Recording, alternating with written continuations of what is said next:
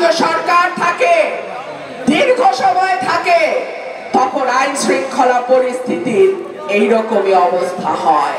আমাদের মোহাম্মদপুর, মিরপুর, সাভারের মতন এলাকাগুলো, উত্তরার মতন এলাকাগুলো সন্ধ্যা নামলে মানুষ এখন ভয়ে ঘর থেকে বের হইতে পারে না। একটা নির্বাচিত সরকার যখন থাকে তখন প্রশাসন এবং পুলিশ তারা অনেক বেশি শৃঙ্খলাবদ্ধ থাকে।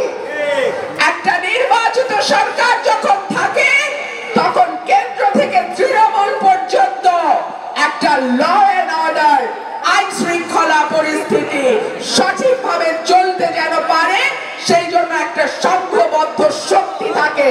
ঠিক কি ঠিক না?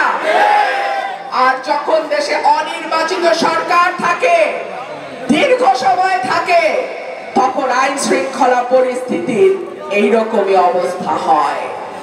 বাংলাদেশে এখন যার বয়স 33-34 সেই লোকটা বাংলাদেশে কোনোদিনও ভোট দিতে পারে নাই। চিন্তা করা যায়?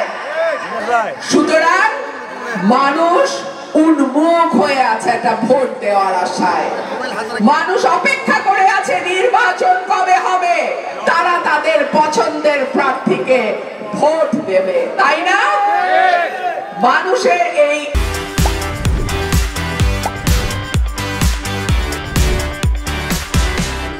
আশা, আকাঙ্ক্ষা, ইচ্ছার প্রতি আমি সরকারকে অনুরোধ জানাবো, আপনারা সম্মান জানান। এই দেশের মানুষ এই দেশের মালিক, এই মালিকানা তাদের কাছ থেকে কেড়ে নেওয়ার চেষ্টা করবেন না।